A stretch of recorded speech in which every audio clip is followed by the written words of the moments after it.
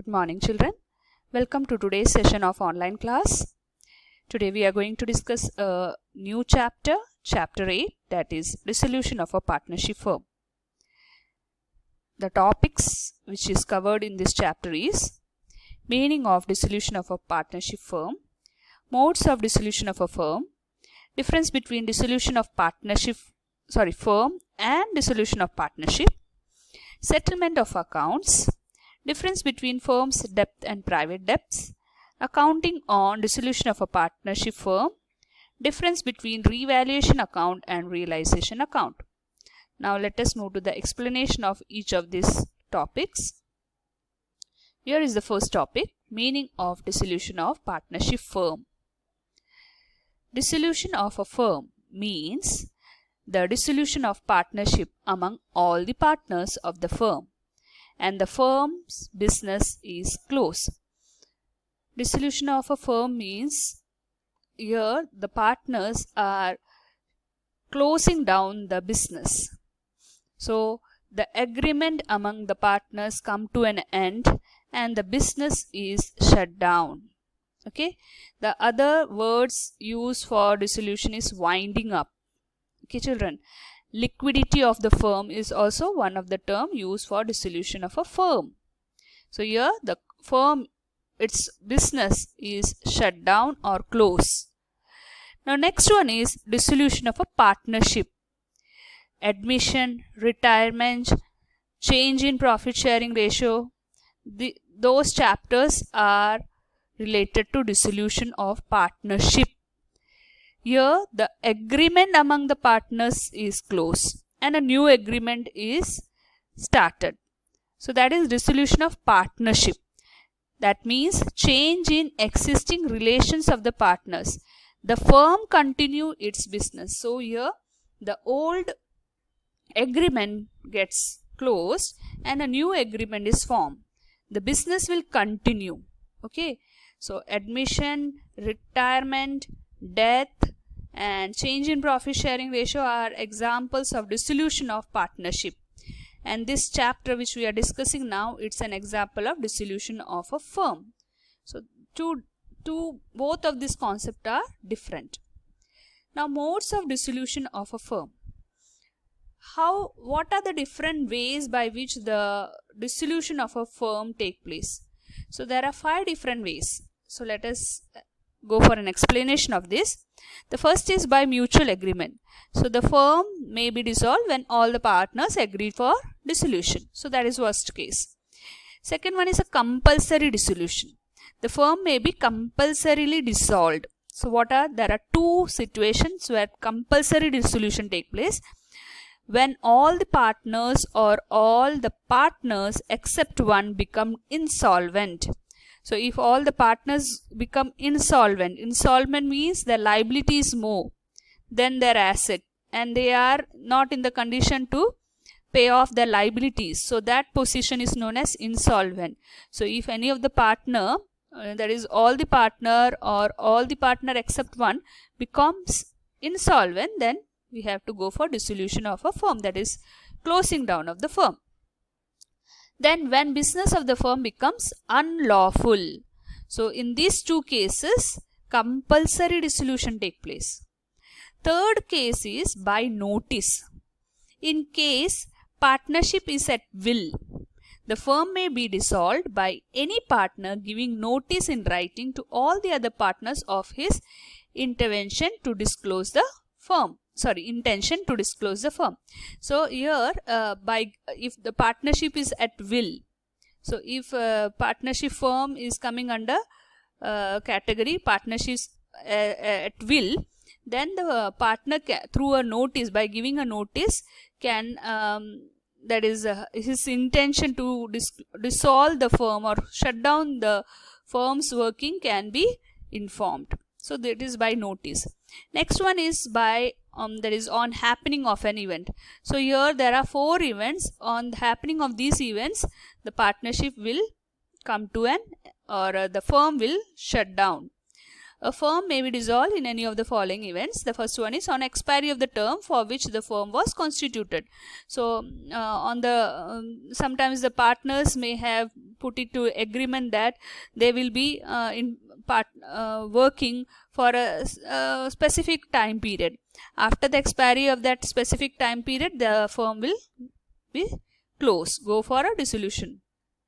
Next one is on completion of a venture.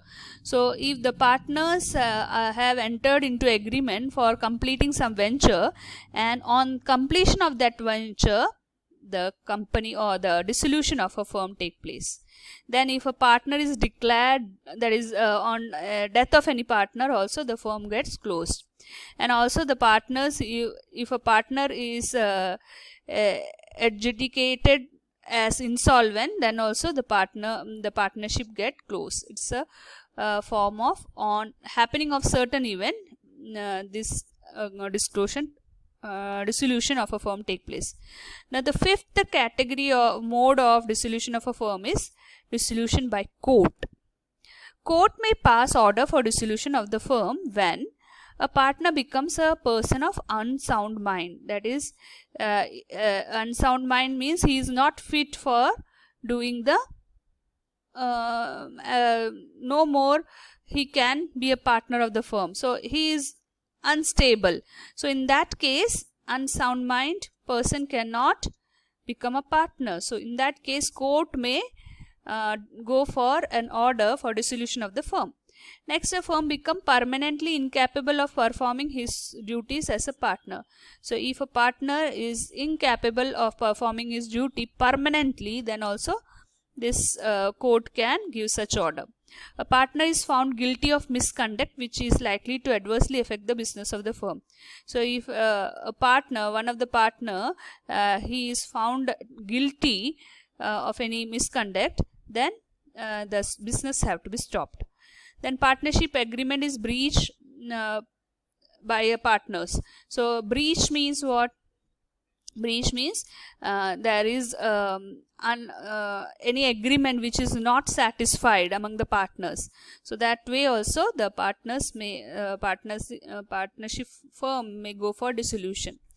Next is court find dissolution is the best choice for the court. Court found that is a justified judgment. So in that case also dissolution take place. Business of firm cannot be carried on except at a loss. So even if the firm court find out that except at a loss the firm is will not continue further, that is in their business it is continuously facing a loss, then also the business will be declared as can go for dissolution of a firm. So these are different 5 modes of dissolution of a firm, and one of the important question also. Next is the difference between dissolution of firm and dissolution of partnership. So from 1 marks many times these questions are asked.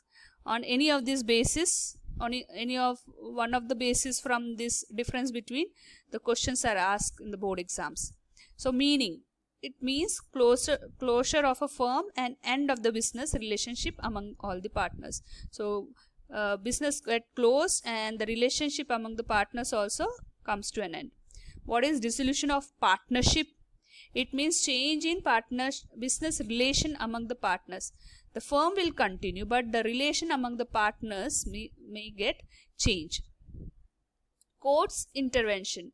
It can be either voluntarily by the partners or compulsory by order of the court. Okay, so dissolution can take place either through compulsory order of the court or as per the voluntarily it can be taken up by the partner. What about dissolution of partnership? It is always voluntary. Okay, then business continuation. In case of dissolution of firm, business of the firm comes to an end. It gets stopped. And in case of dissolution of partnership, business of the firm continues. Now, closure of books of account. Books of account of the firms are closed because the business is stopped. So they will close all the accounting works. So all the books of account will be closed. But here in dissolution of partnership, books of account of the firm need not be closed. Okay, it's not necessary to close the books of account. Now, assets and liability. Assets of the firms are realized and liabilities are settled. Realized means sold. So whatever assets are there in the firm, that is sold out. And if there is any liability, it is paid off or it's settled. The balance amount, if any, is distributed among the partners. After settling the liabilities, if any amount is left, that will be shared among the partners. And what about dissolution of partnership? Assets of the firm are revalued. You know very well, isn't it? Admission, retirement, death, and change in profit sharing ratio. When there is dissolution of partnership, we go for preparation of revaluation account. So through that revaluation account, we revalue the asset and reassess the liability, and the gain or loss will be distributed among the partners in the old profit sharing ratio. Okay. Now, economic relationship between or among the partners ends. Here, in economic relationship among or between the partners changes. Okay, so the profit sharing ratio will change. That concept is discussed here. Next is effect. Dissolution of firm also means dissolution of partnership. So here dissolution of firm means what? Complete shutdown. So even the dissolution of partnership, that is the agreement or relationship among the partners, will also get completely end off. Dissolution of partnership may or may not involve dissolution of firm. So dissolution of partnership means what? Their agreements only changes, but there is no closing of the firm. Okay, so these are the main difference between dissolution of firm and dissolution of partnership. It's a very important question. Next one is settlement of account. So children, when the company is getting closed, there are two main issues which the firm or partnership firm they have to tackle. That is, the first one is settlement of accounts. So whatever accounts is open, that have to be closed. And then payment of firm's debt and private debt. So if firm is having any debt, liability, that have to be paid off. Both firm's debt and private debt have to be paid off. Now let us see what is settlement of account. Section 48 of the Indian Partnership Act 1932 deals with the settlement of accounts when the firm is disclosed. Treatment of losses. Loss, including deficiency of capital, is paid first out of profit. So if there is any loss, that have to be settled off, isn't it? So that settlement is first of all made from the profit. If it is last year's or any profit is there, from that this loss will be settle off. Then out of capital. If profit amount is not sufficient, then we will move to the next, that is capital. And at last, if even capital amount is not sufficient, then if necessary, by the partners individually in the ratio in which they share the profits. So from the profit of the partners, that amount will be taken off. So that way the treatment of losses will be done. Next is application of assets. Assets of the firm, including amount contributed by the partners to make up deficiency of capital, are applied in the following order. In paying firm's debt to the third party. Okay, so the firm's debt is paid to the third party first of all. Then in paying to each partner ratably what is due to him on account of loan or advances. So after settling the third party's debt, if the partners have taken loan from any of the partner from firm, that loan amount of the partner have to be settled. Okay. Next, in paying to each partner ratably what is due to him on account of capital. Next is the amount of capital invested by the partner, that have to be paid off. And at last, the residue after paying off all this amount, if there is anything left, that will be distributed among the partners in that profit sharing ratio. So this is how settlement of account take place. The next challenge is payment of firm's debt and private debt. So debt which the firms owns to outsider are known as firm's debt, whereas the debts which a partner owns in his personal capacity are known as private debts. So these are the two main types of debt.